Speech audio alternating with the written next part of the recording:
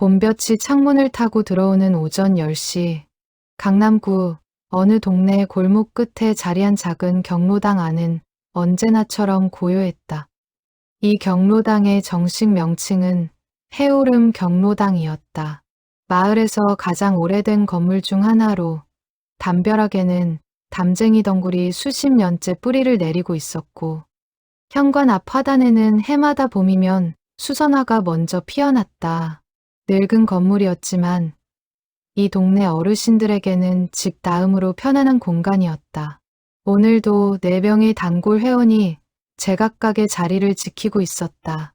10시가 되기 전에 이미 자리를 잡고 앉는 사람은 언제나 가장 먼저였다. 바로 오금자 여사였다. 올해 74. 젊은 시절 재래시장에서 반찬 가게를 30년 넘게 운영했던 그녀는 장사를 접은 뒤에도 오전 6시면 눈이 떠졌다. 몸이 그렇게 기억하고 있었다. 오금자 여사는 오늘도 자신이 즐겨 앉는 창가 자리에 앉아 두꺼운 안경 너머로 스마트폰 화면을 들여다보고 있었다. 화면에는 복잡한 숫자들이 줄줄이 흘러내리고 있었다. 눈썹을 찌푸리며 화면을 확대하고 다시 축소하고 또 확대했다. 손가락으로 화면을 두드리다가 잘못 눌렀는지 화면이 바뀌어 버렸다. 혀를 차고는 다시 처음으로 돌아갔다. 이게 도대체 뭔 말이야. 혼잣말이었다. 그 순간 뒤에서 목소리가 들려왔다. 금자씨, 또 그 애비예요? 돌아보니 한춘희 여사가 들어서고 있었다. 72. 이 넷 중에서 유일하게 대학 교육을 받은 사람으로 젊어서는 초등학교 교사로 35년을 근무했다. 퇴직 이후 바느질과 독서로 시간을 보내던 그녀였지만 요즘 들어 무언가에 눈에 띄게 집중하는 기색이 역력했다. 손에는 얇은 수첩 하나가 들려 있었다.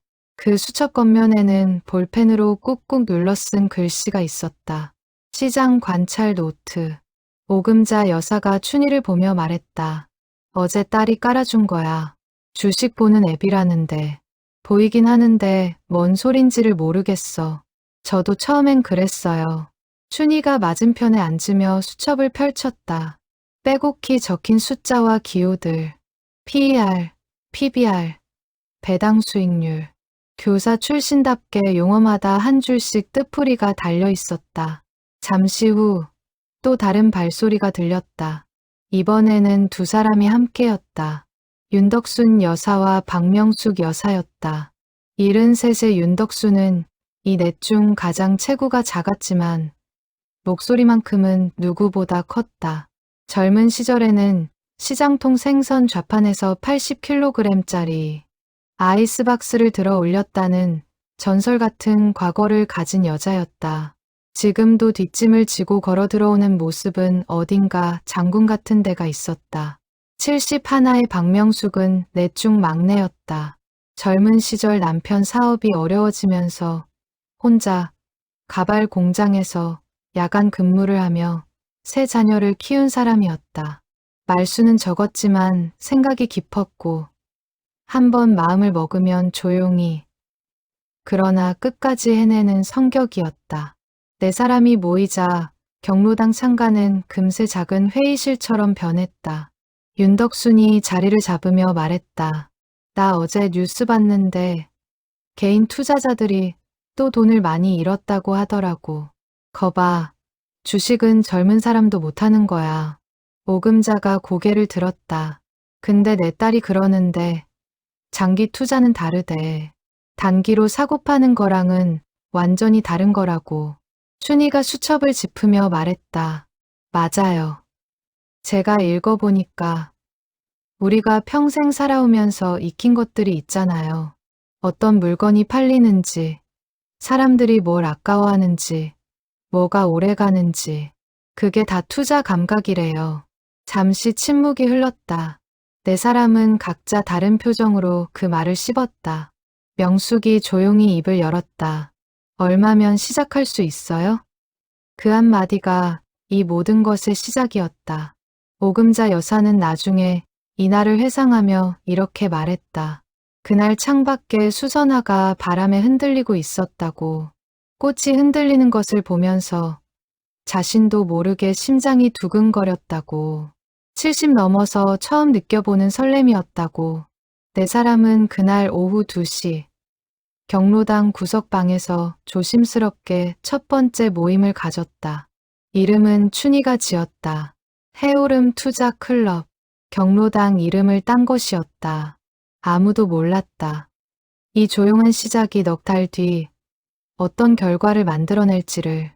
해오름 투자 클럽의 첫 번째 과제는 종목 선정이었다. 모임이 시작된 지 사흘째 되던 날, 네 사람은 각자 공부해온 내용을 수첩에 적어왔다.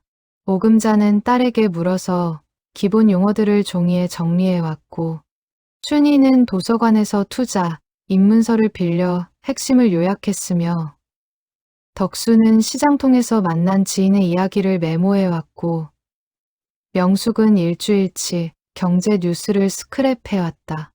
테이블 위에 네 사람의 자료가 펼쳐지자 문제가 생겼다. 종목 의견이 제각각이었다. 오금자가 먼저 말을 꺼냈다. 나는 전기차 부품 만드는 회사가 좋을 것 같아. 요즘 전기차 많이 보이잖아. 덕순이 손을 저었다. 아이고, 그건 이미 오른 거야. 우리가 지금 사면 꼭지야 꼭지. 나는 반도체가 맞다 싶어. 아직 더 오른다고들 하더라고. 춘희가 수첩을 들여다보며 말했다. 반도체는 경기 민감도가 너무 높아요. 올라갈 때 빠르게 오르지만 내려갈 때도 무서워요. 우리가 그걸 버틸 수 있을까요? 명숙이 조용히 한마디를 보탰다. 저는 음식 회사가 좋을 것 같아요. 사람들이 밥을 안 먹을 순 없잖아요. 넷이 동시에 명숙을 바라봤다. 그 말이 어딘가 간결하게 맞아떨어지는 느낌이었다. 그러나 어느 쪽으로도 합의가 이루어지지 않았다. 이날 모임은 2시간을 넘겨도 결론 없이 끝났다. 돌아가는 길에 덕수는 혼자 투덜거렸다. 이러다가 한 주도 못 사겠다. 다음 날 오금자가 아이디어를 냈다. 각자 자기 종목을 하나씩 정해서 소액으로 사보자는 것이었다. 그리고 3개월 후에 수익률을 비교하자고. 딸에게 부탁해서 증권 계좌를 개설한 오금자는 이미 마음속에 종목을 정해두고 있었다. 오금자가 고른 종목은 대형 마트 관련 유통기업이었다. 이유는 단순했다. 반찬 가게를 30년 운영하면서 어느 납품처가 꾸준히 물건을 사갔는지 몸으로 알고 있었기 때문이었다. 경기가 좋든 나쁘든 사람들은 먹어야 했고 그 먹을거리를 파는 곳에 돈이 흘렀다. 화려한 분석은 아니었지만 30년 장사 경험에서 나온 본능이었다. 춘희는 다르게 접근했다. 교사 시절 아이들이 무엇에 빠져드는지를 가장 먼저 알아채는 것이 자신의 특기였다. 그 감각을 살려 교육용 디지털 기기를 만드는 회사를 골랐다. 아이들이 태블릿을 손에서 놓지 않는 세상이 왔고 학교마다 디지털 교과서 전환이 한창이었다. 한 줄로 요약하자면 이 회사의 물건은 학교에서 살 수밖에 없는 것들이었다. 덕수는 자신이 평생 몸으로 일한 경험을 믿었다. 물류 창고에서 일하는 조카에게 전화해 물었다. 요즘 어느 업종이 가장 바쁘냐고. 조카는 망설임 없이 대답했다. 건강기능식품이요. 어르신들 택배가 하루가 다르게 늘고 있다고. 덕수는 그날 오후 건강기능식품 제조사 주식을 샀다. 명숙은 가장 오래 고민했다. 밤에 잠이 오지 않아 거실에 앉아 텔레비전을 멍하니 보다가 결정을 내렸다. 화면에는 심야 홈쇼핑이 흘러가고 있었다. 진행자가 외치는 상품들. 그 중에서 유독 눈에 띈 것이 있었다. 의료 보조기기였다. 무릎 보호대, 허리 보조기, 손목 지지대. 방송이 나올 때마다 전화가 폭주한다는 멘트가 나왔다. 명숙은 자신의 무릎을 만져봤다. 아팠다. 그 아픔을 아는 사람이 이 나라에 얼마나 많을까. 그 상상 하나로 명숙은 의료기기 관련 소형 종목을 선택했다. 넷의 투자 원금은 각자 500만 원이었다. 큰 돈이라면 큰 돈이었고, 잃어도 생활에 지장 없는 돈이라면 그런 돈이었다. 경로당 화단 평상에 앉아 각자 스마트폰으로 주문을 넣는 그 오후. 네 사람의 손은 살짝 떨리고 있었다. 눌렀어? 덕순이 물었다. 응, 눌렀어. 오금자가 대답했다. 저도요. 춘희가 수첩을 다듬며 말했다. 명숙은 말 없이 고개만 끄덕였다. 화면에 체결 알림이 뜨는 순간 네 사람은 잠시 서로를 바라봤다. 그리고 약속이나 한 것처럼 동시에 웃음을 터뜨렸다. 소리 죽인 웃음이었지만 그 안에는 기대와 두려움과 두근거림이 고루 섞여 있었다. 그날 저녁 오금자는 딸에게 전화를 받았다. 딸이 물었다. 오늘 뭐 했냐고. 오금자는 웃으며 대답했다. 산책했지 뭐. 그것은 이 이야기에서 가장 큰 거짓말이었다. 해오름 투자 클럽이 결성된 사실이 경로당 내부에 조금씩 알려지기 시작한 건 모임이 시작된 지 한 달쯤 지났을 무렵이었다. 어쩌다 보니 새어나간 이야기였다. 어느 날 춘희가 수첩을 들고 뭔가를 열심히 들여다보고 있을 때 옆에 앉아있던 다른 회원이 힐끗 보았다. 주식 관련 내용이었다. 그 사람이 누군가에게 말했고 그 사람이 또 다른 사람에게 말했다. 경로당 안의 반응은 복잡했다. 가장 먼저 입을 연 것은 75세 강정희 씨였다. 이 동네에서 50년 넘게 살아온 원로 격 인물로 경로당에서는 어지간한 일에 의견을 빠뜨리지 않는 사람이었다. 아이고, 노인네들이 무슨 주식이야. 젊은 것들도 다 잃는다는데. 점잖게 우려를 표하는 말투였지만 그 안에는 분명한 폄하가 담겨 있었다. 며칠 뒤에는 더 직접적인 말도 들려왔다. 화장실 앞에서 어느 할머니들이 나누는 목소리가 명숙의 귀에 들어왔다. 그 네 분이 주식한다더라고. 나이가 몇인데. 치매 오려는 거 아닌지 몰라. 명숙은 그 자리에서 발걸음을 멈췄다. 가슴 어딘가에 따끔한 것이 박혔다. 하지만 그녀는 말없이 돌아섰다. 평생 그렇게 살아온 여자였다. 무시당하는 것에는 익숙했고 그 익숙함을 연료로 삼아 오히려 더 조용히 움직이는 사람이었다. 더 가슴 아픈 것은 가족들의 반응이었다. 오금자의 아들이 어디서 소문을 들었는지 전화를 걸어왔다. 어머니, 그거 다 사기예요. 나이 드신 분들 잘 속여요. 당장 팔아요. 오금자는 전화를 끊고 한참을 창밖을 바라봤다. 아들이 걱정하는 마음을 모르는 바 아니었다. 하지만 30년 장사를 하면서 단 한 번도 큰 사기를 당하지 않은 것은 자신의 눈이 그만큼 정확했기 때문이라고 그녀는 믿고 있었다. 덕순의 경우는 조금 달랐다. 큰딸이 직접 경로당까지 찾아왔다. 엄마, 나이 드신 어르신들 노리는 불법 투자, 권유가 얼마나 많은지 알아?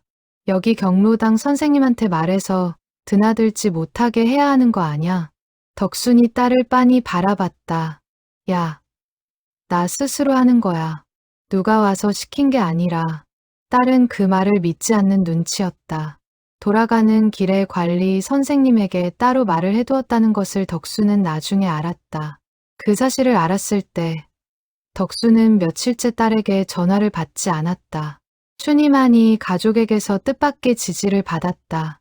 남편이 먼저 세상을 떠난 뒤 혼자 살고 있던 춘희에게는 서울에서 직장을 다니는 아들이 있었는데 그 아들이 전화로 이야기를 듣고는 이렇게 말했다. 어머니, 저도 주식 좀 해요. 하다 보면 뭔가 보여요. 어머니라면 잘하실 것 같은데요.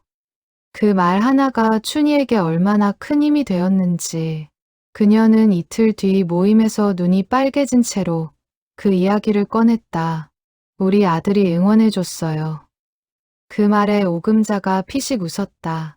덕수는 눈을 찡그리며 코를 훌쩍였고 명숙은 조용히 고개를 끄덕였다. 한편 이 시기에 클럽 내부에서도 작은 갈등이 있었다. 투자를 시작한 지 3주째. 덕순이 고른 건강기능식품 종목이 갑자기 15%가 빠졌다. 해당 회사의 원료 수급 문제가 뉴스에 나온 것이었다. 덕순이 당황한 기색을 감추지 못하자 오금자가 말했다. 팔아. 지금이라도 팔면 덜 잃어. 춘희가 반대했다. 원료 문제는 단기적인 거예요. 회사 자체가 망하는 게 아니잖아요. 덕순이 두 사람을 번갈아 봤다. 그래서 어쩌라고. 명숙이 낮은 목소리로 말했다. 더 사요. 셋이 명숙을 바라봤다. 명숙은 계속했다. 싸졌으니까 더 사는 거예요. 원료 문제는 뉴스 나면 이미 다 아는 거고, 그 다음에 해결된다는 뉴스 나오면 사람들이 다시 사요. 우리가 그 타이밍에 이미 들어가 있으면 되잖아요. 이것이 이 클럽 최초의 전략적 판단이었다. 결국 덕수는 추가 매수를 결정했다. 그리고 그 결정이 이 클럽의 첫 번째 터닝포인트가 되었다. 투자를 시작한 지 2달이 지날 무렵 해오름 투자 클럽에는 제법 분명한 흐름이 생겨났다. 오금자의 유통 종목은 꾸준히 완만한 우상향을 그렸다. 극적인 급등은 없었지만 빠지는 날도 거의 없었다. 마치 반찬 가게 단골 손님처럼 조용하고 신뢰할 수 있는 움직임이었다. 춘희의 교육 디지털 기기 회사는 변동이 좀 있었다. 신학기 발표가 나올 때마다 오르고 실적 발표가 예상보다 나쁘게 나오면 빠지는 패턴이 반복되었다. 춘희는 이 패턴을 수첩에 꼼꼼히 기록하면서 어느 시기에 오르는지를 파악하기 시작했다. 교사 시절, 시험 기간 직전에 아이들의 집중력이 가장 높아진다는 것을 몸으로 알았던 것처럼 시장에도 시험 기간이 있었다. 덕순의 건강기능식품 종목은 명숙의 조언대로 추가 매수를 한 뒤 원료 문제 해결 소식이 나오면서 빠르게 회복했다. 초기 하락분을 회복하고도 남을 수익이 났다. 덕수는 며칠 동안 자신의 스마트폰 화면을 자꾸 들여다보다가 어느 날 명숙에게 말했다. 야, 나 이거 팔면 얼마야? 명숙이 계산기를 두드렸다. 지금 팔면 72만 원 플러스요. 덕순이 잠시 눈을 굴리다가 말했다. 안 팔아. 더 가. 명숙이 처음으로 작게 웃었다.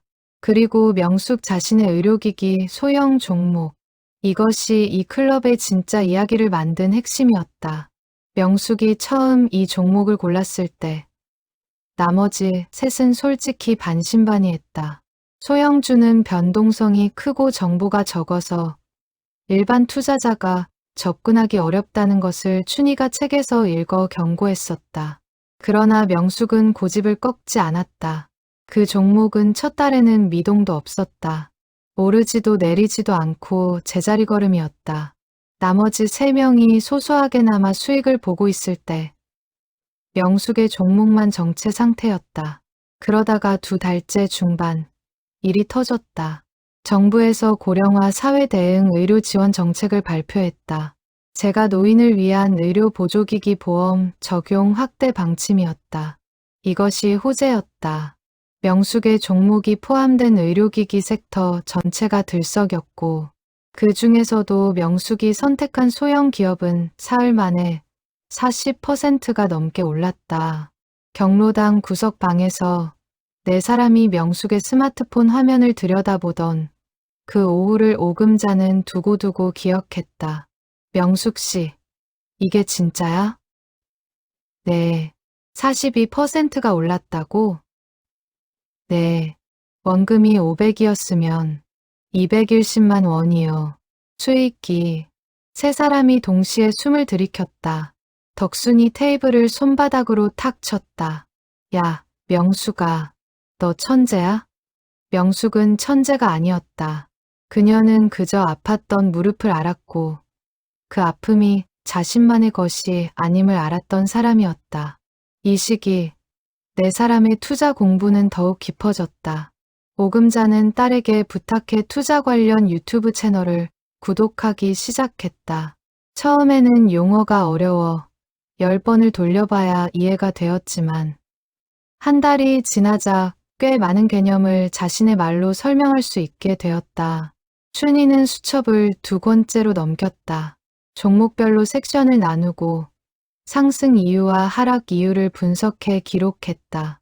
이 수첩은 나중에 이 이야기에서 가장 중요한 물건이 된다. 덕수는 방법이 달랐다. 지인 네트워크를 활용했다. 50년 시장통 생활에서 모은 인맥들, 식품업계 종사자, 약재 납품업자, 노인복지관 직원, 이들에게 요즘 무엇이 잘 팔리는지, 어느 회사 물건이 잘 나가는지를 물었다. 이것은 정식 투자 용어로는 채널 체크라고 불리는 방법이었지만 덕수는 그런 이름을 몰랐다. 그냥 평생 해오던 방식대로 했을 뿐이었다. 명숙은 계속해서 홈쇼핑을 봤다. 그리고 주변 어르신들이 무엇을 불편해하는지, 어디를 아파하는지, 무엇이 있으면 좋겠다고 하는지를 귀 기울여 들었다. 그것이 그녀의 리서치 방법이었다. 시장은 살아있는 생물이었다. 그리고 그 생물을 읽는 방법은 반드시 화면, 속 숫자에만 있는 것이 아니었다. 삶 속에도 있었다. 오래 살아온 사람들이 오히려 더 잘 보이는 것들이 석 달째로 접어들면서 예상치 못한 위기가 찾아왔다. 시장 전체가 흔들렸다. 미국 금리 동결 소식과 함께 국내 시장도 일제히 하락했다. 사흘 만에 지수가 5% 넘게 빠졌다. 개인 투자자들 사이에서 패닉이 일었다.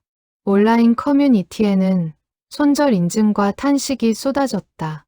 해오름 투자 클럽도 예외가 아니었다. 오금자의 유통주도 빠졌다. 춘희의 교육 기기주도 빠졌다. 덕순의 건강기능식품도 빠졌다. 명숙의 의료기기는 소형주 특성상 더 크게 빠졌다. 화면에 빨간 숫자들이 넘쳐나던 그날 오후, 네 사람은 경로당 구석방에 모였다. 분위기가 무거웠다.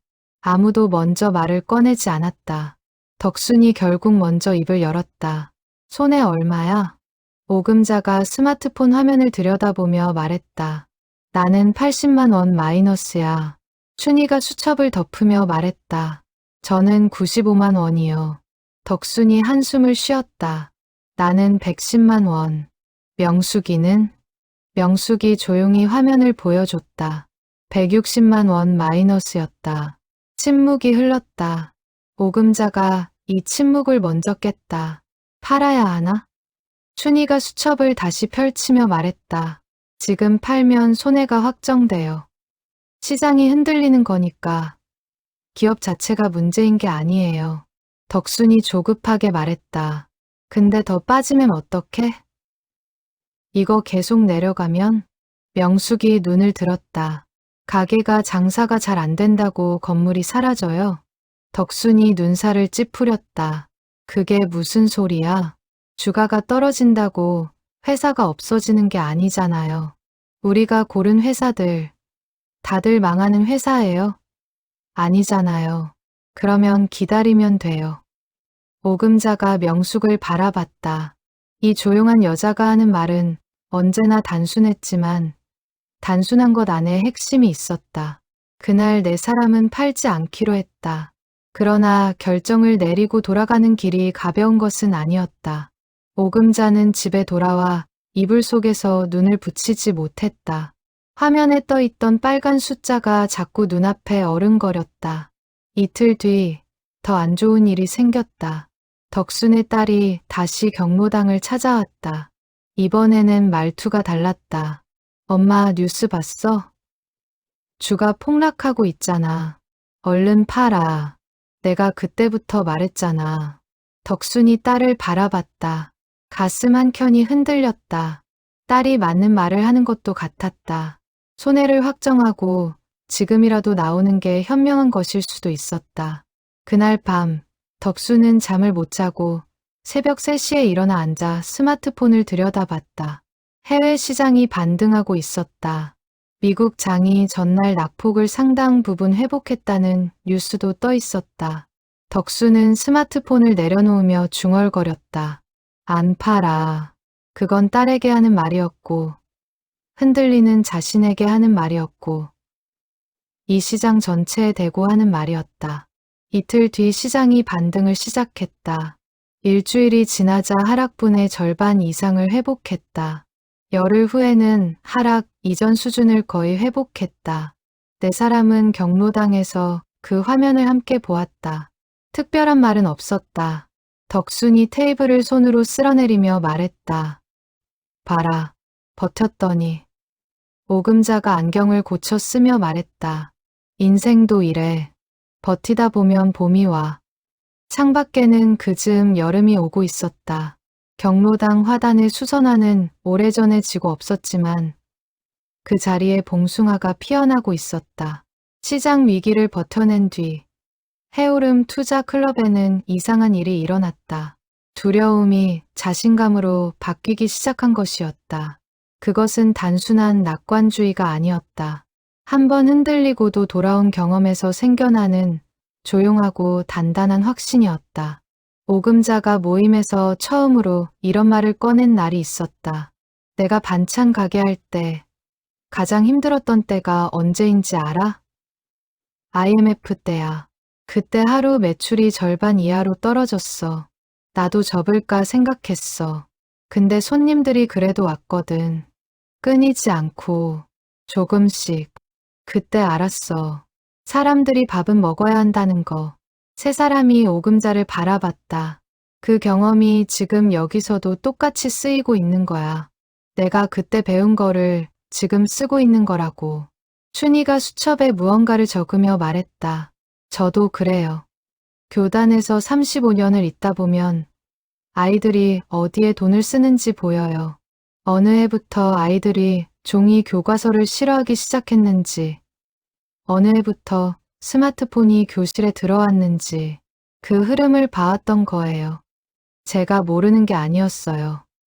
덕순이 끄덕이며 말했다.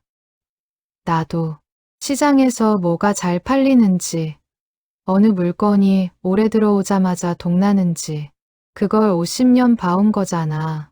명숙이 조용히 말했다. 우리는 이미 알고 있었어요. 그냥 그걸 투자에 쓸 줄 몰랐을 뿐이에요. 이 말이 이 클럽의 진정한 전환점이었다. 네 사람은 이제 자신들의 경험을 쓸모없는 옛날 이야기가 아니라 시장을 읽는 언어로 인식하기 시작했다. 이 시기부터 클럽의 모임 방식이 달라졌다. 단순히 주가를 확인하는 시간이 아니라 각자의 경험에서 시장 신호를 찾아내는 시간이 되었다. 오금자는 재래시장 납품 거래처 이야기를 했다. 어느 품목이 요즘 잘 나가는지, 어떤 원료가 가격이 올랐는지, 덕수는 지인들에게서 들은 현장 이야기를 공유했다. 춘희는 신문과 책에서 읽은 정보를 쉽게 풀어서 설명해줬다. 명숙은 주변 어르신들의 일상에서 관찰한 소비 패턴을 이야기했다.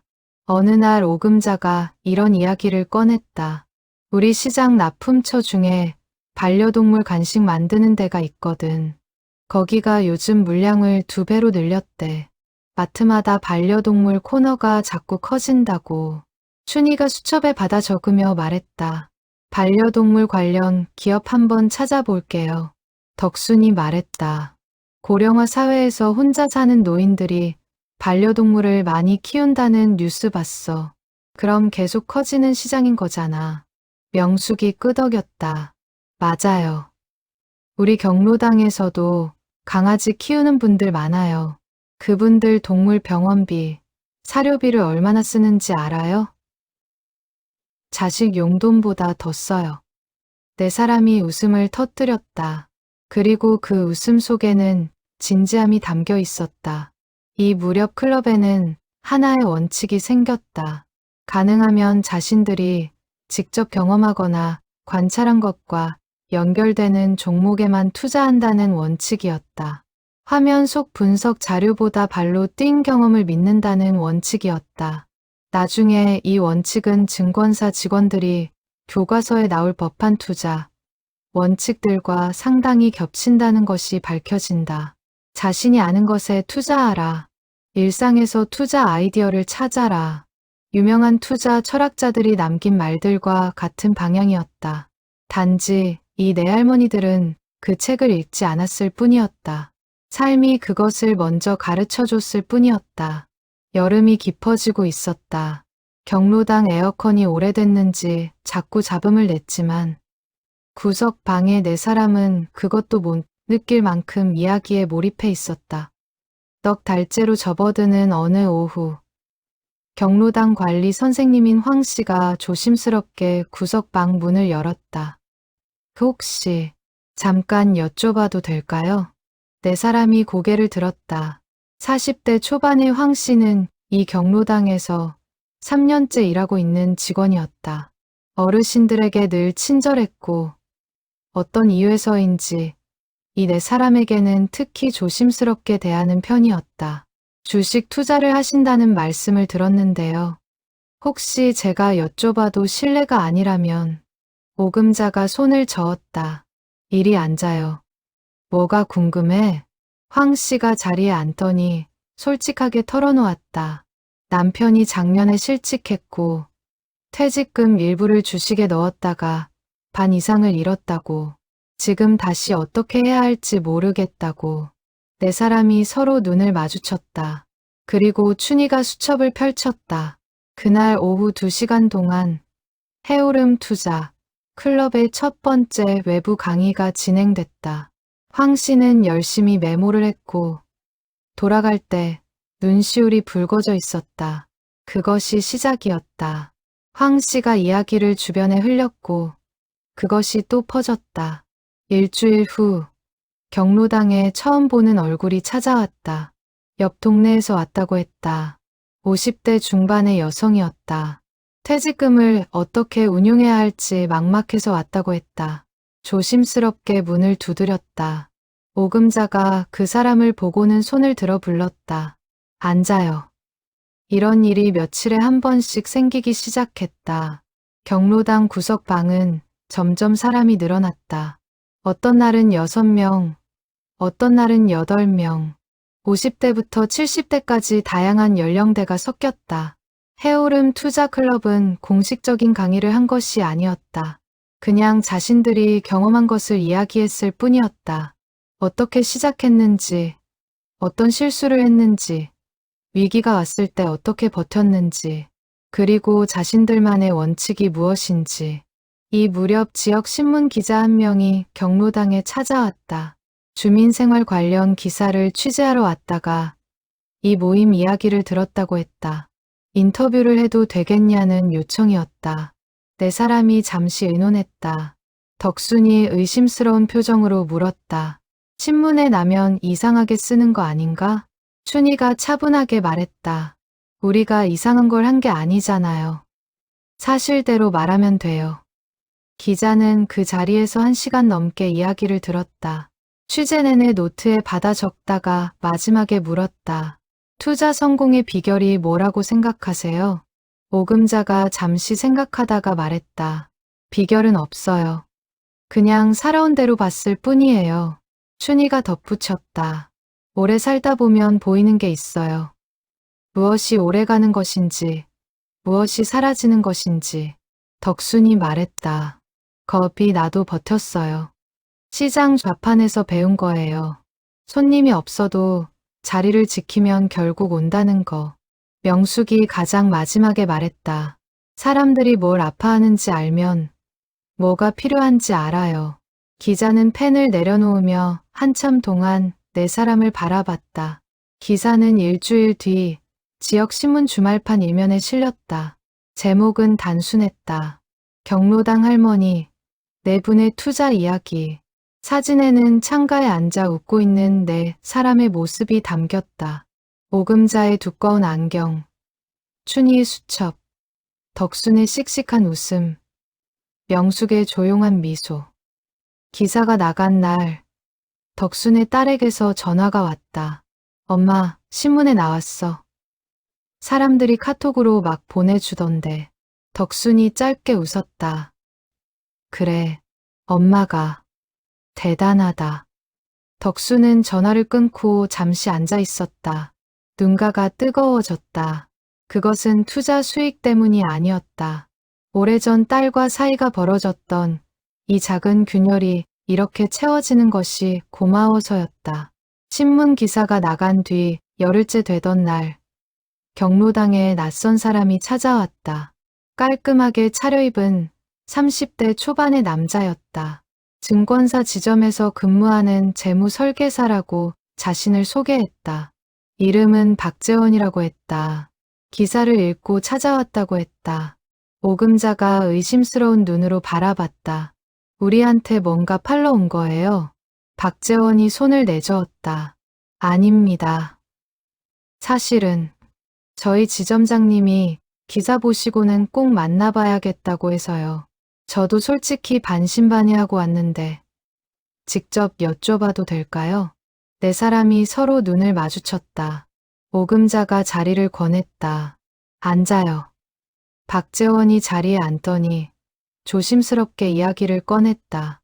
직업상 많은 투자자를 만나왔는데 대부분 단기 수익을 노리다가 손해를 보는 경우가 많았다고. 그런데 이 내부는 방법이 다르다는 것을 기사를 통해 알았다고. 춘희가 수첩을 꺼내며 말했다. 어떤 부분이 다르다고 보셨어요? 박재원이 말했다. 종목 선정 기준이요. 보통 개인 투자자들은 뉴스나 커뮤니티 정보, 지인 추천을 따라가요. 그런데 이분들은 자기 삶의 경험에서 기준을 뽑아내고 계신 것 같더라고요. 그가 잠시 말을 멈추더니 계속했다. 세계적인 투자 철학과 거의 같아요. 자신이 이해하는 기업에만 투자하라는 원칙, 장기적으로 보유하라는 원칙. 침묵이 흘렀다. 덕순이 말했다. 그 사람들도 그렇게 생각했구먼. 우리는 그냥 살아온 대로 한 건데.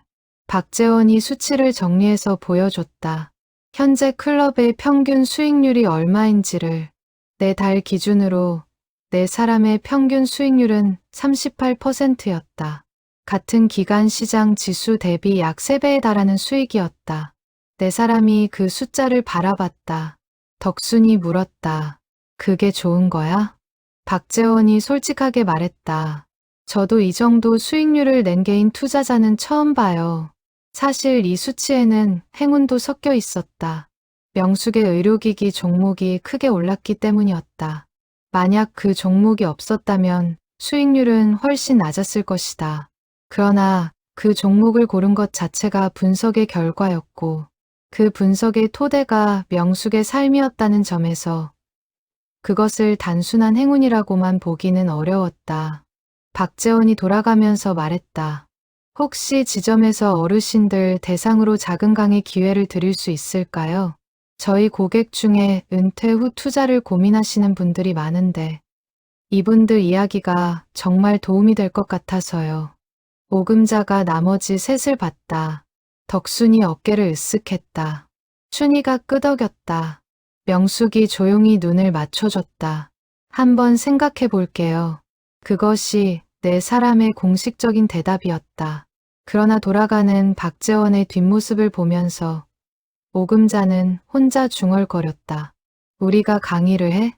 푸아. 덕순이 옆에서 소리내어 웃었다. 춘희가 수첩을 닫으며 미소 지었다. 명숙이 입꼬리를 올렸다. 경로당 창밖으로 초가을 바람이 스쳐 지나갔다. 그해 가을, 해오름 투자 클럽은 공식적으로 5달째를 맞이했다. 오금자는 그 5개월을 되돌아보면서 이 시간이 단순히 돈을 번 시간이 아니었다는 것을 알았다. 무언가 다른 것이 채워졌다. 오랫동안 잊고 있었던 감각, 무언가를 향해 나아가는 기분이 돌아온 것이었다. 반찬 가게를 접은 뒤 찾아왔던 막막함, 몸에 습관이 남아있는데 갈 곳이 없는 느낌. 그것이 이 5개월 동안 조금씩 메워졌다. 춘희는 수첩을 3권째 쓰고 있었다. 글씨를 쓰는 행위 자체가 즐거웠다. 교단에서 칠판에 판서를 하던 시절이 생각났다. 무언가를 정리하고 설명하고 전달하는 것. 그것이 자신의 본성이라는 것을 이 나이에 다시 확인하고 있었다. 덕수는 딸과의 관계가 눈에 띄게 좋아졌다. 어느 날 딸이 전화를 걸어서 엄마 요즘 주식 어때요? 라고 물었다. 덕수는 그 질문에 얼마나 기뻤는지 모른다. 딸이 자신의 일을 관심 있게 물어보는 것이 50년 시장통을 뛰어다니며 혼자 다 해온 사람으로서 가족에게 무언가를 인정받는 것이 이렇게 낯설고 따뜻한 일인 줄 몰랐다. 명숙은 여전히 조용했다. 그러나 눈빛이 달라졌다. 5개월 전 처음 모임에 왔을 때의 명숙의 눈빛은 어딘가 꺼져 있었다. 새 자녀를 다 키워냈고 남편도 먼저 보냈고 이제 남은 시간을 어떻게 써야 하는지 몰랐던 사람의 눈빛이었다. 지금의 명숙은 달랐다. 모임에 올 때 발걸음이 빠르고 눈에 빛이 있었다.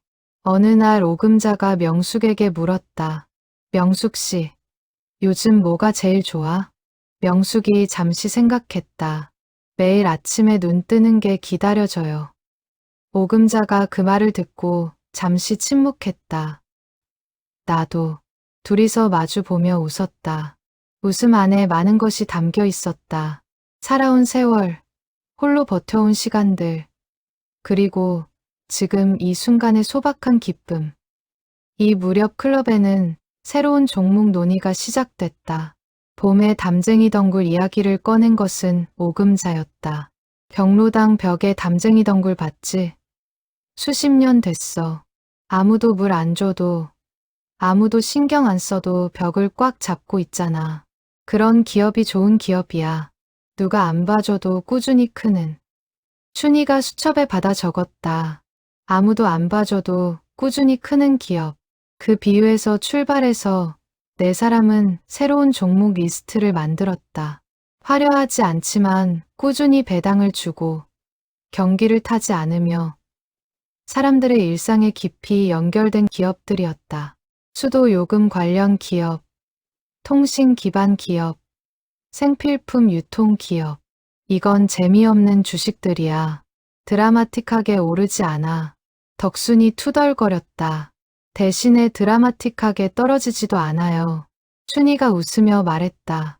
그게 우리한테 맞는 거야. 명숙이 말했다. 네 사람은 이 논의에서 자신들의 투자, 철학을 하나의 문장으로 정리했다. 나중에 신문 후속 인터뷰에서 오금자가 말한 그 문장이었다. 우리는 젊지 않아요. 그래서 기다릴 수 있어요. 젊은 사람들이 조급해서 잃는 것을 이들은 오래 살아온 덕분에 얻을 수 있었다. 기다릴 줄 아는 것, 흔들려도 버티는 것, 욕심을 내지 않는 것. 이것들이 인생에서 배운 가장 어려운 것들이었고 투자에서도 가장 어려운 것들이었다. 가을이 깊어지고 있었다. 경로당 화단에 봉숭아가 시들어갔고 담쟁이 덩굴만이 여전히 붉게 물들어 벽을 감싸고 있었다. 해오름 투자 클럽이 활동한 지 꼭 6달이 되던 날, 네 사람은 경로당 창가에 모여 앉아 각자의 결과를 확인했다. 오금자의 유통 종목은 시작부터 꾸준했다. 6달 동안 총 수익률 29%, 원금 500만 원이 645만 원이 되어 있었다. 춘희의 교육기기 종목은 초중반 변동이 있었지만 패턴을 파악하고 나서 2차례 추가 매수와 일부 매도를 반복했다. 결과적으로 총 수익률 36%, 680만 원. 덕순의 건강기능식품 종목은 중간에 추가 매수를 하고 버텼다. 총 수익률 42%, 710만 원. 그리고 명숙의 의료기기 소형주 40% 급등 이후에도 추가로 오른 것을 일부 매도하고 다른 종목으로 분산했다. 최종 수익률은 78%, 원금 500만 원이 890만 원이 되어 있었다.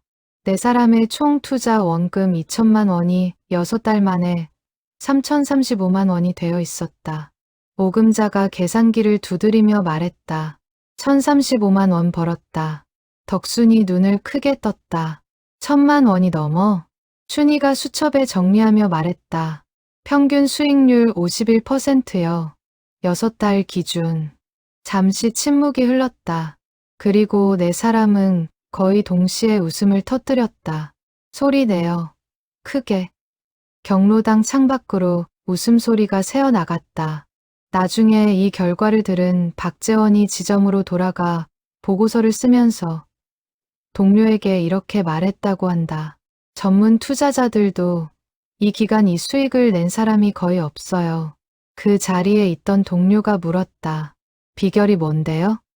박재원이 잠시 생각하다가 말했다. 모르겠어요. 근데 한 가지 공통점은 있어요. 아는 것만 샀어요. 자기가 직접 보고 겪은 것들만. 그것이 전부였다. 화려한 기법도, 비밀스러운 정보도, 특별한 재능도 아니었다. 살면서 보고 듣고 느낀 것들을 그대로 믿은 것이었다. 그해 겨울, 해오름 경로당에 조그만 행사가 열렸다. 지역복지관과 증권사가 함께 마련한 시니어 투자 이야기 행사였다. 연사는 4명이었다. 오금자, 춘희, 덕순, 명숙. 오금자는 강단에 서서 말했다. 처음 주식 산 날, 손이 떨렸어요. 70 넘어서 처음 느껴보는 설렘이었어요. 그 설렘이 좋았어요. 춘희가 수첩을 들어 보이며 말했다. 오래 살면 보이는 게 있어요.